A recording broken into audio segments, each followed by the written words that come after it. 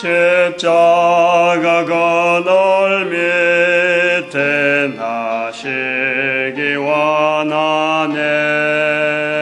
저 햇빛이 미치고 또 짐이 무거워 이 광야 같은 세상에 날 방황할 때에 주 십자가의 그늘에 내 쉴 곳 찾았네. 할렐루야.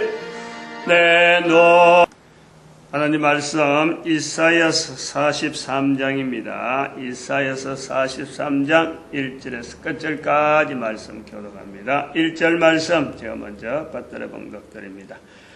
야곱아 너를 창조하신 여호와께서 이제 말씀하시느니라. 이스라엘아 너를 조성하신 자가 이제 말씀하시느니라. 너는 두려워 말라. 내가 너를 구속하였고 내가 너를 지명하여 불렀나니 너는 내 것이라. 이사야서 43장입니다. 이사야서 33장을 이래 읽으면서 아침에 그래 생각이 드네요. 새삼스러운 건 아니지만은 이런 생각을 해봅니다. 지금 부활통일 시대라고 하는 그러니까 이 성경 자체를 부활시대 특징을 어떻게 보느냐, 뭘 자꾸 부활시대하고 이야기하느냐. 성경을 이스라엘 중심으로 된 책임에도 불구하고 이스라엘의 책이 아니고 교회 다니는 사람들이 즐겨보는 책으로 어떤 기준으로서 주어지는 책임에도 불구하고 교회 다니는 사람들만 읽어야 되는 책은 아니다. 요 생각이에요. 그러면 이 해석이 이스라엘 중심에 있어서 주변을 보는 해석이 아니라는 거예요.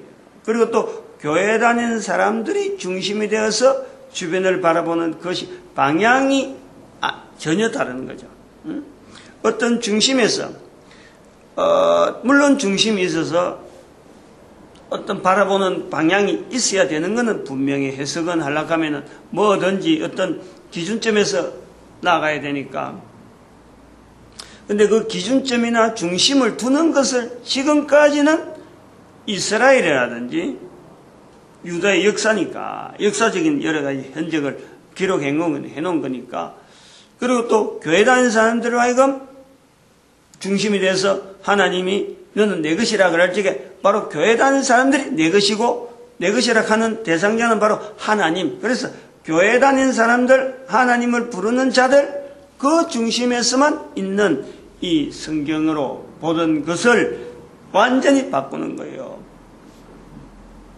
모든 사람 한 사람에게 모든 나라 개인에게 적용을 시킬 수 있는 길이 있다. 또 그렇게 되어 있다. 성경이. 그 방법을 알아야만 되는 게 아니고 모든 성경이 기록이 이스라엘을 통해서 역사는 분명히 이스라엘 역사지만 또 한편은 교회 다니는 사람을 통해서 보존이 되고 해석을 하는 이 과정에서 이것이 발전되어 온 거예요. 발전된 거예요. 지금까지는 그게 안 해왔는데 그러니까 이 부활통일 시대를 지금 이렇게 보내는 이렇게 선포를 하는 입장에서 제가 볼 때는 이 43장 이사야서 43장을 읽으면서 아침에도 계속 몇 번 멈추는 거예요. 도대체 부활통일 시대에 적인 이런 시각을 안 했더라면 이 본문을 도대체 어떻게 해석했을까? 난감한 부분이 너무 많은 거예요. 부활통일 시대에 이르러서야 이게 확 드러나는 이게 과연 이 말씀이 오늘 우리로 하여금 이런 자세구나 내가 어떤 자세구나 지금도 성경을 읽는 나를 객관화시키면서 내가 얼마나 부족한가 내가 얼마나 약한가. 나만 뿐만 아니라 모든 사람의 입장을 여러 생각해서 다른 사람들도 생각하고 여러 입장의 경우를 생각해서 이 사람들 얼마나 지금 딱한 세월을 이런 글이, 이런 표준서, 나름대로 지침서, 나름대로 어떤 기준점이 있는 이런 객관화시키는 이런 자료가 있음에도 불구하고 이거를 전혀 읽지도 안 하고 여기에 대해서 내가 참고하고 접근해 보려고 하는 이런 시도를 전혀 안 해본 자들은 얼마나 인생을 살아가는데 방향을 잡고 살아가는데 참 어떻게 보면 헛송세월을 할 수밖에 없었던, 나름대로 그들은 열심히 산다고 살아요. 열심히 사는데 세월을 보내나면은 헛송세월을 보냈다. 그러니까 죽는다 그러니까 막 조금이라도 더 살아보려고 헛송세월을 보냈으니까 아쉬우니까 죽는 것에 대해서 이걸 기꺼이 받아들이지 아니하고 이걸 쩔쩔매는 거예요. 천국 이야기하면 내보고 죽으라는 건가? 이렇게 받아들인단 말이에요. 천국은 마치 꼭 죽어야만 되는 그러고 누릴지 안 누릴지 이거조차도 모르는 그런 자세로 이 천국을 받아들이는, 이게 지금 옛날 이야기가 아니고 2013년 지금의 일이라니까. 지금 이런 경우가 막 생긴다니까. 그러니까 이거를 2013년 같이 선포를 하는 이런 부활통일시대 이제 시작으로 들어가는 이런 선포하는 입장에서 보면은 참 답답한 거예요. 답답한 거예요. 신학교에서라고 하는 신학교라든지 뭐 신학생으로 또 학교에 들어가는 사람이나 현재 또 이런 걸 가지고 오랫동안 목사로서 지낸 사람이나 교직에 있는 여러 가지 또 직분자들, 뭐 장로, 권사들, 뭐 이런 수많은 어떤 집사들, 이런 사람들이 참 열심히 교회라고 하는 이 표대를 가지고 봉사하느라고 있지만은 어쩌보면은 그게 부활통일시대에 들어가는 입장에서는 그런 거예요. 이런 말씀이 해석이 잘못되게 적용이 됐으니까 얼마나 어렵게 해석하고 얼마나 쩔쩔맸을까. 왜 억지적인 내용이 들어간단 말이야. 억지적. 부활통일시대라니까 이게 확 드러나고 분명하게 밝히 보이는데 부활통일시대적으로 성경을 자기만 가지고 성경을 교회 다니는 사람들만, 또 성경을 뭐 이스라엘 사람들만 중심이 돼가지고 이걸 보려고 하면은 억지 갖고 듣는 사람도 부담되고 말하는 사람도 힘들고 하는 그런 시절이다. 그래서 43장 1절에 들었는데 여기에 이제라는 말이 두 번이나 나와요. 두 번. 두 번. 그리고 42장에서도 이사야가 그러잖아요. 자기가 지금까지 오랫동안, 내가 오랫동안, 이 42장 14절에 내가 오랫동안 고요해하며 잠잠해하고 참았으나 이제는 해산하는 여인, 그것도 이제는 하고 이사야의 그 표현으로 이래 나온단 말이에요. 그런데 이것이 가만 보면은 이런 표현을 42장하고 43장하고 연결해 보면은 결국 하나님께서 잠잠히 참은 거로. 이사야의 표현을 통해서 이사야가 잠잠히 참았다 하는 그것도 어쩌면 하나님이 아브라함부터 시작해서 잠잠히 찾았다 하는 이런 표현으로 들어볼 수 있는 거예요. 모든 나라 43장, 42장, 14절에는 이제는 한 번 나오는데 43장 1절에서는 두 번이나 이제는 야곱아 너를 창조하신 여호와께서 이제 말씀하시느니라. 이스라엘아 너를 조성하신 자가 이제 말씀하시느니라. 이제 아브라함 시대부터, 아브라함 때부터, 여기 나중에는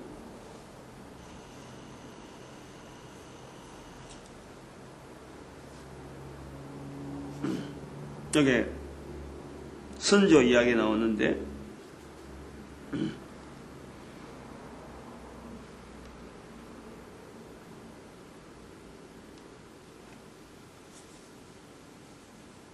선조 이야기가 나왔는데 아까 선조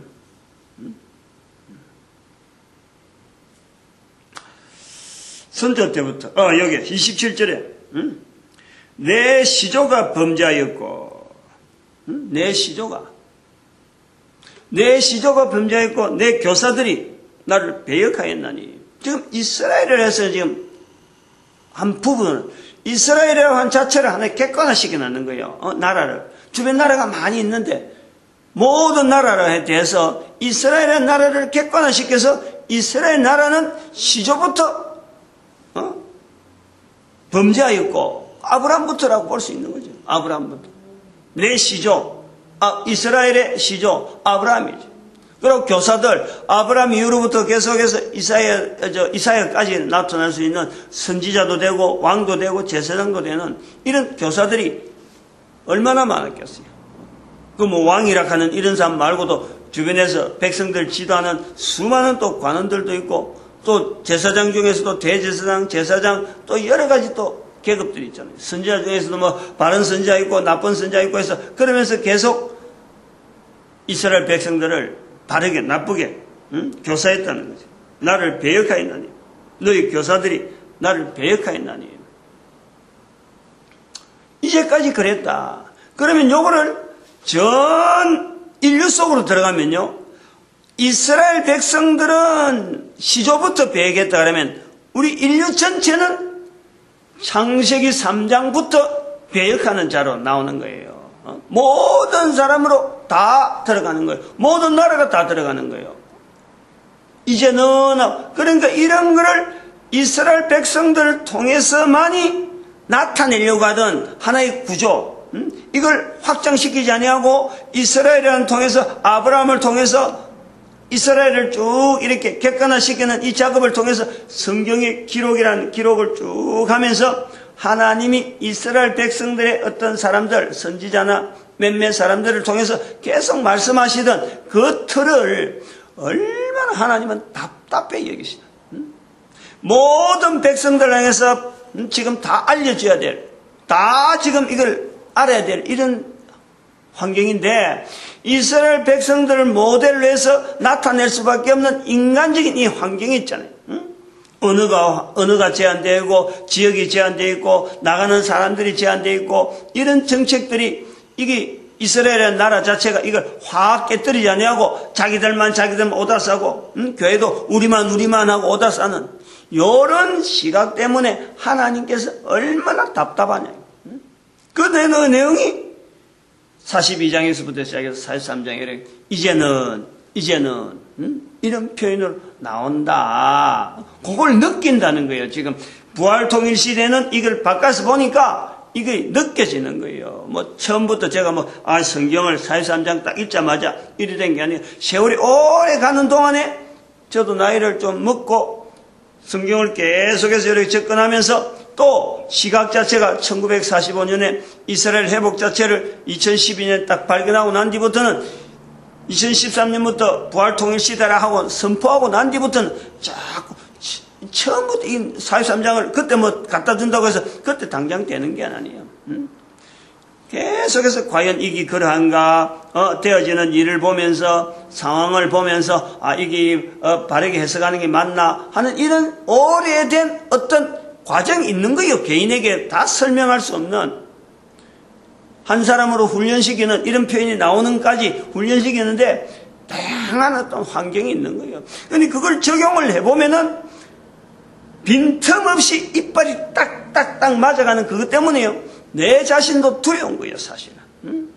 이 엄청난 일이 어떻게 내 한 사람으로 이게 과연 제대로 전달될까? 잘못 전달되면 어떡할까 하는 이런 두려움이 있는 거예요.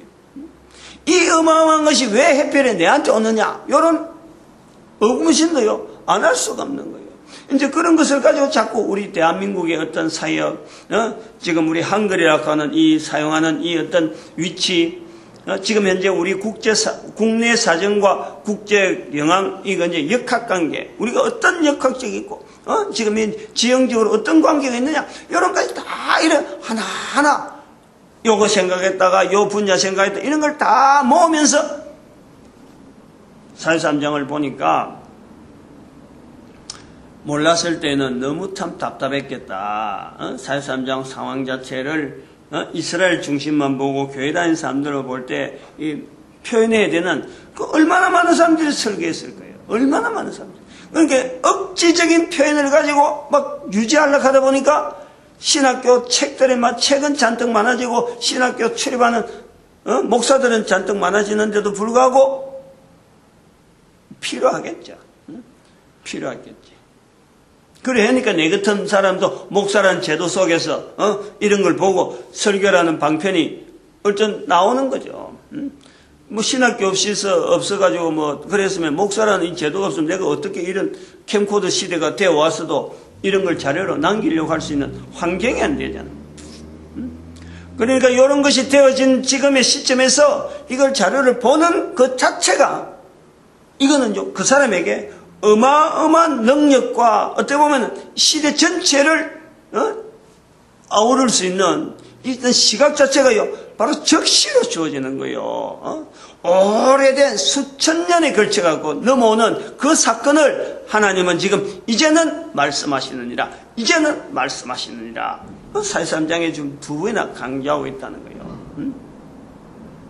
1절에 그래서 이렇게 되어지지 않을 때는 8절 같은 경우 8절에 눈이 있어도 보지 못하는 거예요.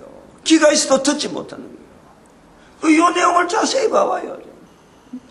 지금까지 부활통일 시대에 대해서 이런 내용을 들은 거하고 또 듣고 또 자꾸 적용하는 거하고 한글로 들었기 때문에 한국 사람은 듣는데 듣고도 불구하고 이걸 전혀 이게 도대체 무슨 말인고 하고 있으면은 귀가 있어도 소경인 거예요. 눈이 있어도 소경. 나는 보는 대로 이렇게 딱딱딱 연결돼서 이게 방향이 이렇구나 하고 나아가는데 다른 사람은 그거 봐도 전혀 모르는 거예요. 똑같은 상황을 봐도. 요 내용이 이사야 시대부터 이스라엘. 이사야가 바로 볼 때 바로 이스라엘 백성들이 바로 그 모습이란. 조상 27절에 있는 대로 그 선조가, 내 시조가 그런 모습으로 보였다는 거예요. 아브라함도 그런 모습으로 보였다는 거예요. 그리고 왕이나 제사장들도 이스라엘 백성들의 왕이나 제사장들도 바로 내 교사들도 나를 배역했다는 거예요. 배역했기 때문에 이사야로 하여금 지금 이거를 온 만방에 알리는 지금 표현으로 나타내는데도 불구하고 40장부터 이사야 자체도 도대체 이런 이야기를 내가 왜 해야 되느냐고 아마 쩔쩔매는 그런 표현이 감추고 이제는 내가 이제까지 잠잠하고 고요하게 잠잠했다. 이사야의 표현이라.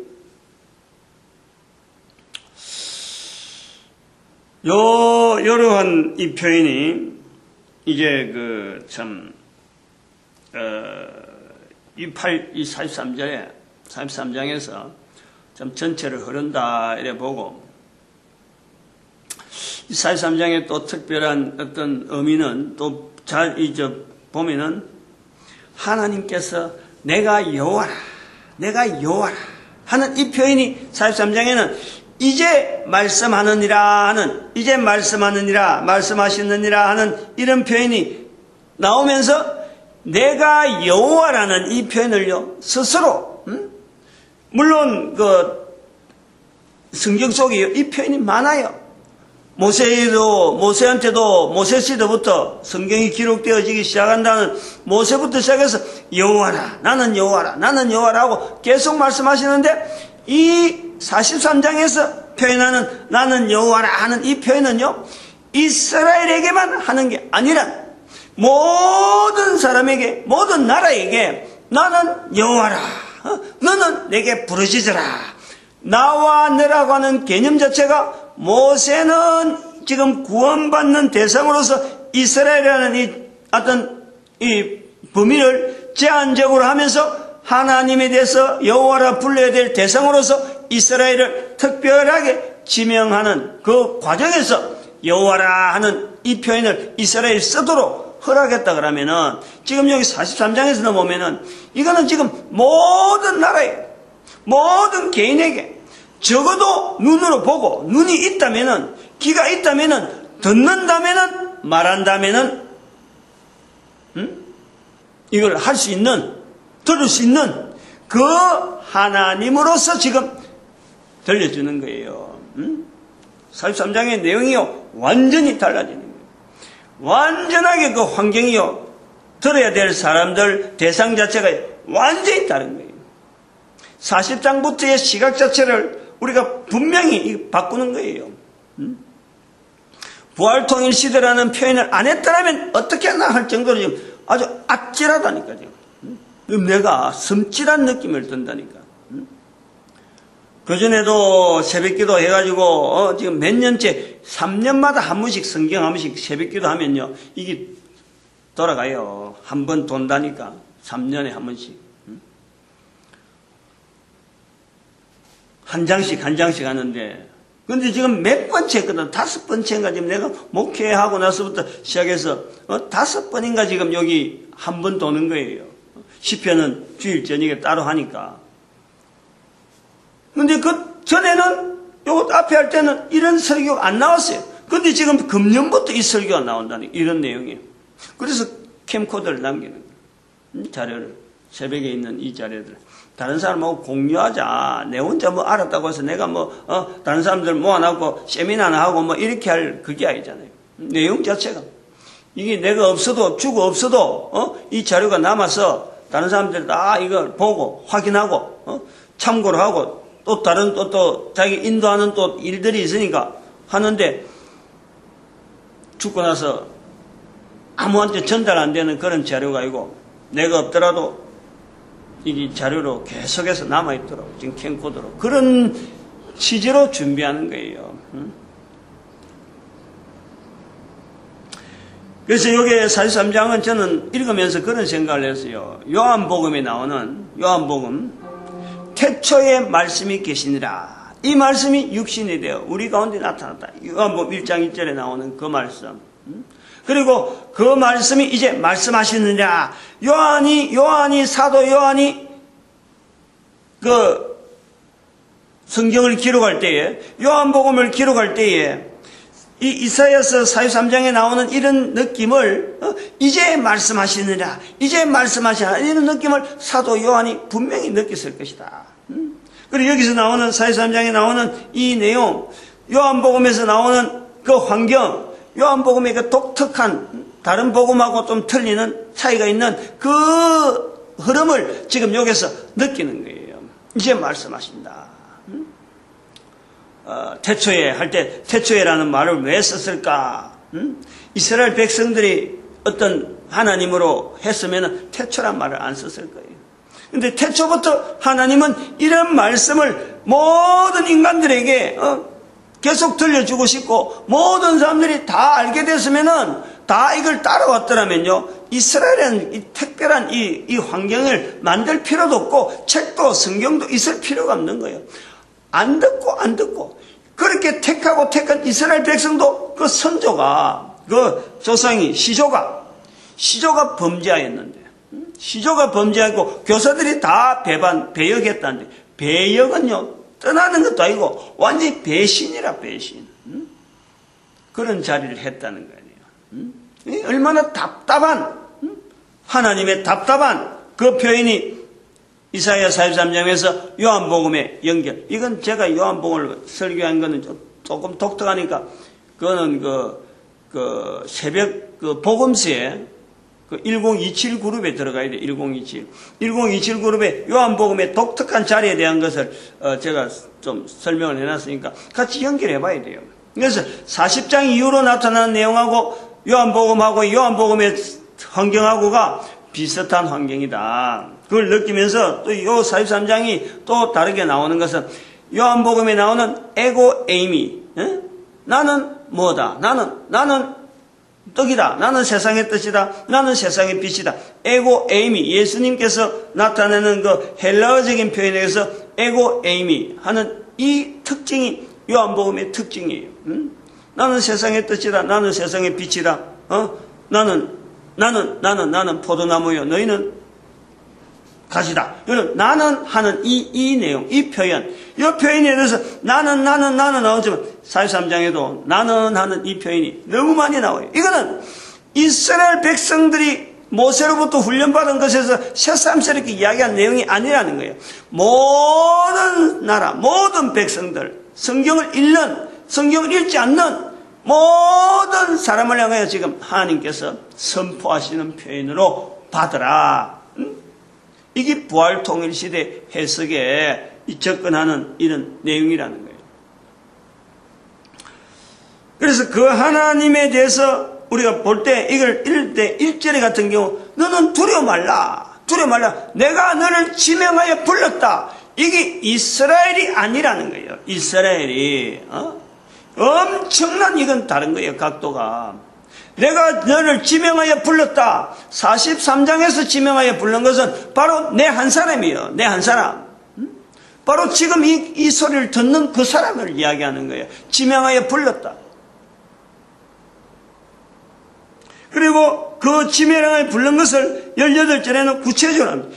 이전 일을 기억하지 마라.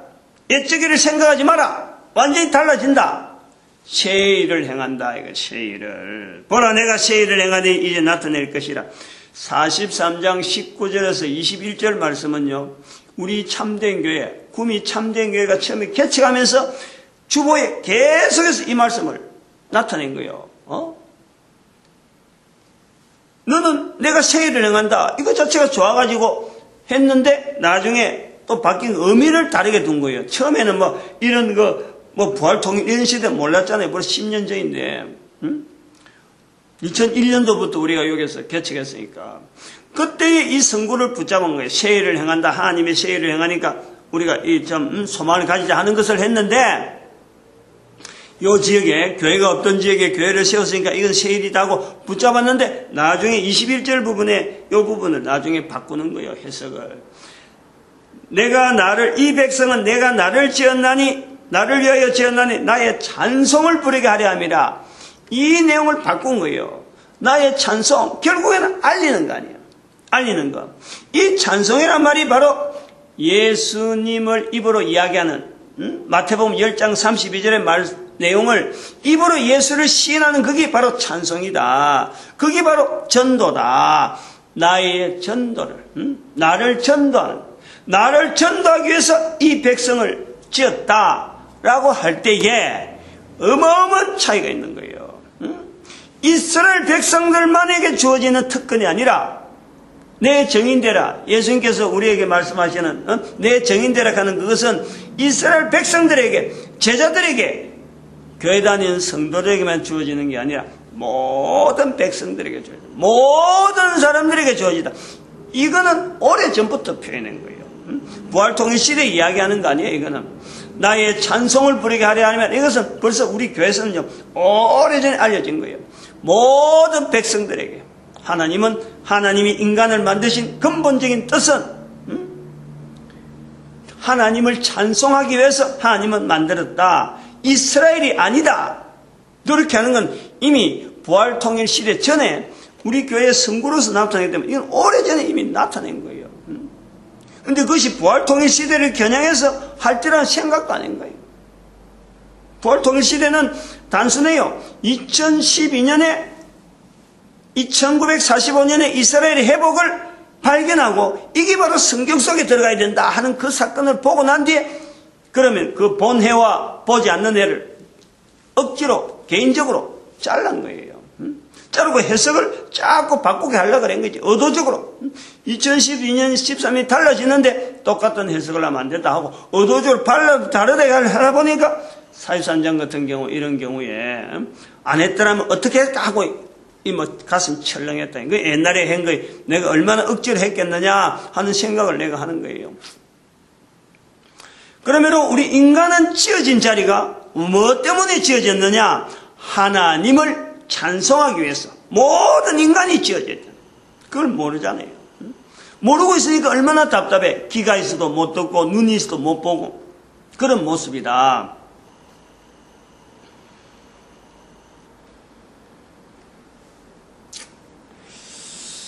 여기서 하나 이거 진짜 참 이 내용이 많이 나오는데 진짜 참 이 43장은요 성경 전체와 접근하려고 하면 1945년에 이스라엘의 회복의 가정, 그리고 전 세계 이스라엘에 미쳤던 영향들, 여기에 또 이스라엘로 비방거리 되게 하리라.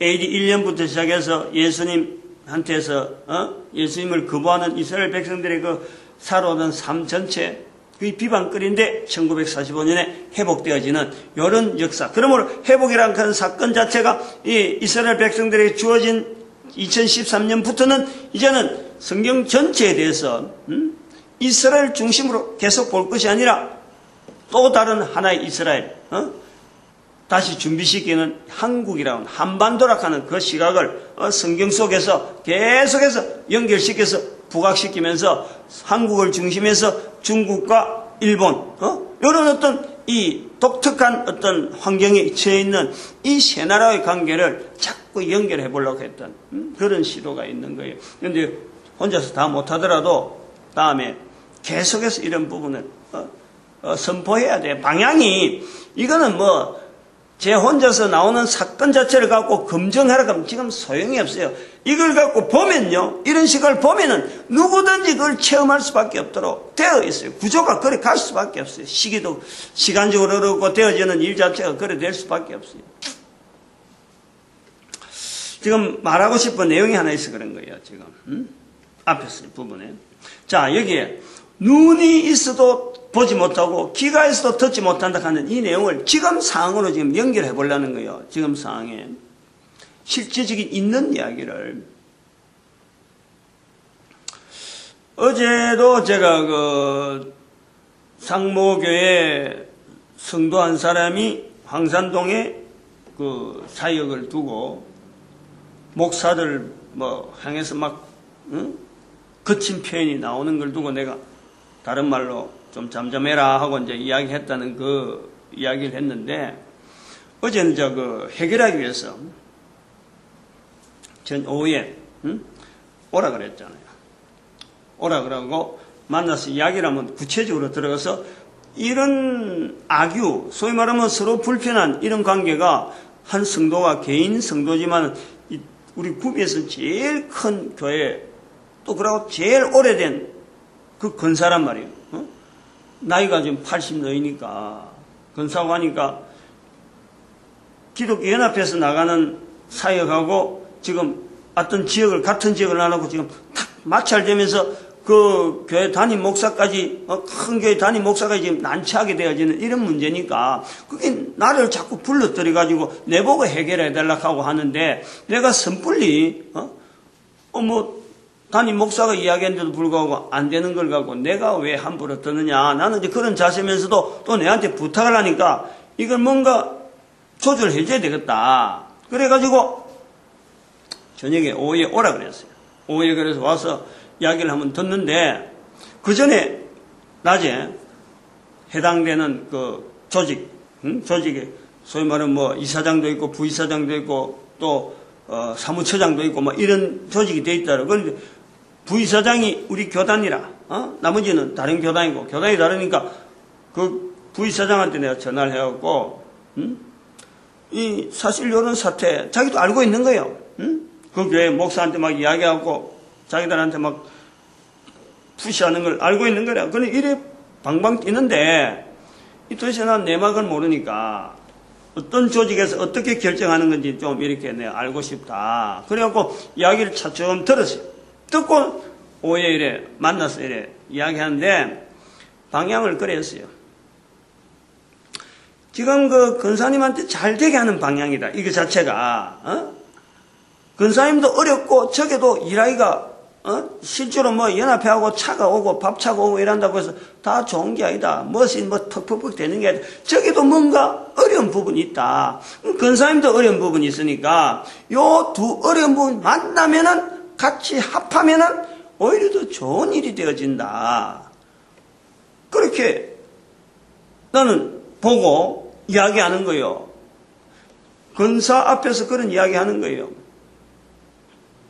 근데 그런 이야기를 하는데도 본인은 담임 목사하고 이야기를 해봐야 되겠다 하는 그런 생각이 있는가 봐요. 그것을 결정이 나야 된다 하고 있는가 봐. 그래도 담임 목사가 이야기를 물론 담임 목사 이야기를 듣긴 들어야 되겠지만은 흘러가는 흐름 자체를 볼 때는 방향이 그렇다 한데, 이걸 보고 소위 말하면 아까 지금 보고 있는 것이 보기는 보는데 똑같이 보는데도 똑같은 상황을 두고 있는데도 불구하고 지금 하나님께서 자기를 위해서 지금 준비한다 이런 시각이 전혀 없는 거예요. 뭐 불신이 꽉 차 있는 거예요, 목사들에 대해서. 근데 마침 그때 자기가 의지하고 있던, 소위 말하는 자기 혼자 개인적으로 도와주는 어떤 다른 교회, 또 그 같은 교회가 아니고 다른 교회 집사가 그 사람이 참 쌀도 대주고 하니까 뭐 전적으로 거의 의지하고 있는 그런 상태. 나는 문제가 생겼네, 얘한테 연락 왔고. 그 전화가 내 보는 데서 이런 이야기를 하고 이제 있는데 내 보는 데서 전화 오는 거예요. 지금 자기가 물건 대준 거 그거 다 정리해라 이거지.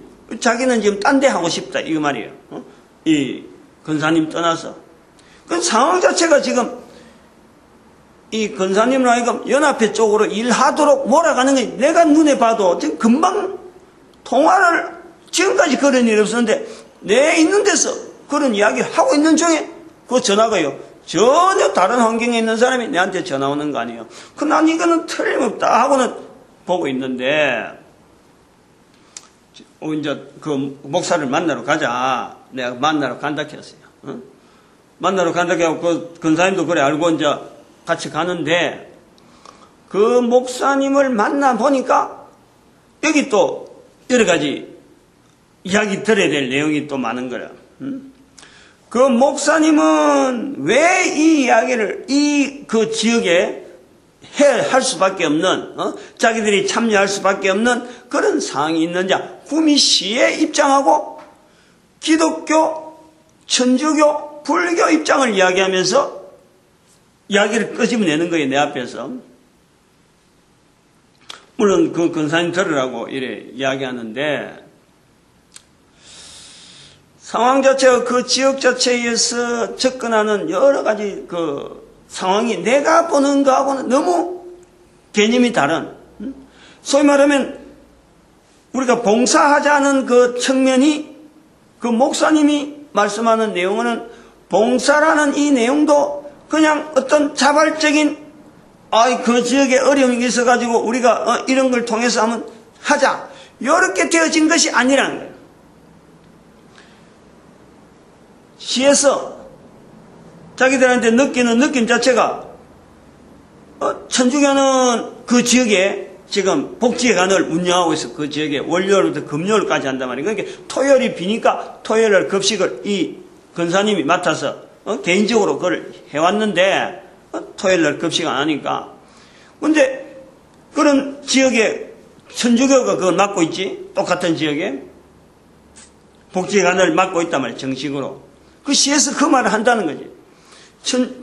불교는 또 저 어디에 형곡동인가 어디에 뭔가 그걸 또 맡아 나간다는 거예요.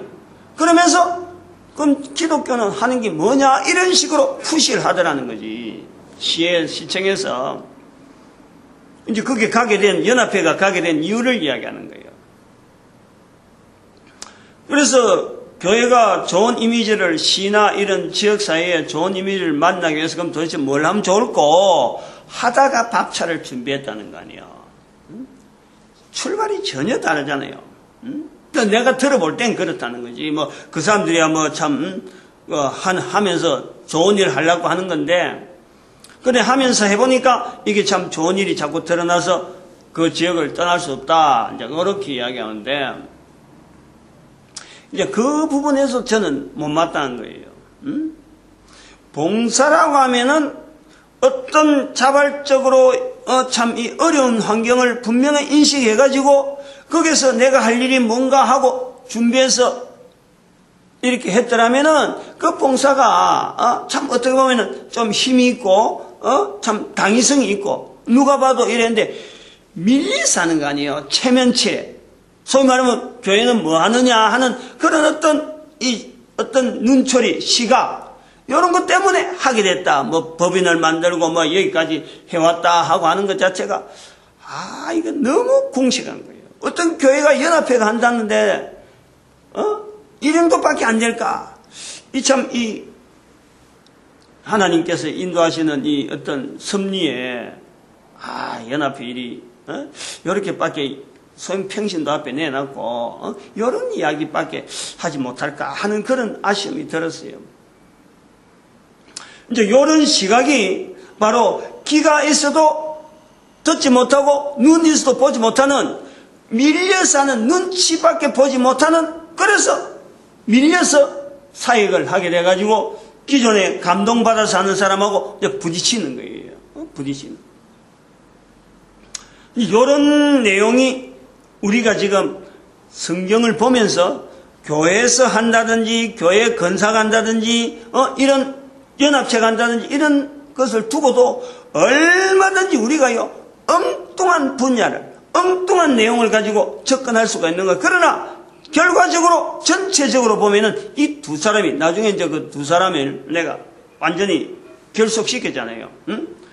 뭐 사태가 그런데 뭐 하나님께서 인도하는 자체가 볼 때는 둘이 따로 떨어져 갖고는 이게 서로 간에 당위성도 없고 어떤 이 뭐 주변에 아니야말로 같은 교회가 하고 있는데 한 사람은 왜 여기 오느냐 하고 막 가함을 지르고 있고 또 목사님들은 어쩔 수 없이 가야 되고 이런 입장이 된다는 이 자체가 이 보기가 너무 안 좋잖아요. 그러니까 하나님께서 지금 여러 가지 환경을 만들어서 만나게 하는, 그래서 하나 되게 하는 그 자체를 저는 보는 거예요. 아, 이거는 하나님이 하시는 거다 하고 지금 이렇게 인정을 하고 사람들한테 그렇게 이야기를 하는데, 근데 두 단체가 두 집단이 이렇게 마찰되어지는 이 과정은 각자가 하나님 보시기에는, 지금 요 보시기에 표현한 대로 귀가 있어도 듣지 못하고 눈이 있어도 보지 못하는 상태. 그러나 누군가 한 사람은 중재할 수 있는 환경이 분명히요. 이거는 모든 나라나 모든 사람에게 다 적용된다는 거예요. 이것이 사람마다 이거는 성경을 읽는 사람만 되는 게 아니라 모든 나라 모든 개인에게 전부 다 이 부분이 있어요. 다 가능해요. 그래서 그거를 인정해 주느냐. 목사라는 자리가 어떤 자리다. 목사가 뭐 하는 자리, 아까 지난번에 했잖아요. 어디에서 그랬나요? 내가 붙드는 나의 종, 내 마음에 기뻐한 나의 택한 사람 보라. 이 목사라는 자리라는 것이 바로 기능이 있다는 거예요. 이런 기능이. 다른 사람들에게 주어지는 게 아니고, 목사라는 사람들에게 주어져 있는 자리가 하나님의 하시는 일에 대해서 이걸 알려줄 수 있고, 이거를 보편화시킬 수 있는 이런 시각이 있는, 여기에서 훈련되어지고 여기에서 시각을 발전시키고 말을 하게 되는 그런 사람으로서 이 하나님의 붙드는 나의 종이라 하는 자리가 있다는 거예요. 여기 하나 더 예화를 들어야 돼요. 어제 그래가지고 마치는 시간이 6시라. 그래서 목사를 마치고 나오니까 그 권사님하고 나오니까 그래서 내가 식사 시간이 내가 항상 6시니까 권사님 우리 어제 먹었던 지난번에 먹었던 그 식당에 가서 같이 똑같은 메뉴를 가지고 먹고 싶습니다. 나도 집에 가봐야 뭐 아무도 없으니까. 그래서 식당을 간단 말이에요. 가서 앉아서 식당을 먹는데 그 음식점 주인이 이제 두 번째인 거예요. 지난번에 한번 가고 두 번째 맛있어갖고 요 왔다 하고는 먹는데 권사님이 그 여인한테 안부를 묻는 거예요. 뭐 내용을 아니까 저 암흑에 어디에 있는 사람이 당신 남편 아니야? 한 게 그렇다고 하는 거예요. 이야기하는 거예요. 이제 소식으로.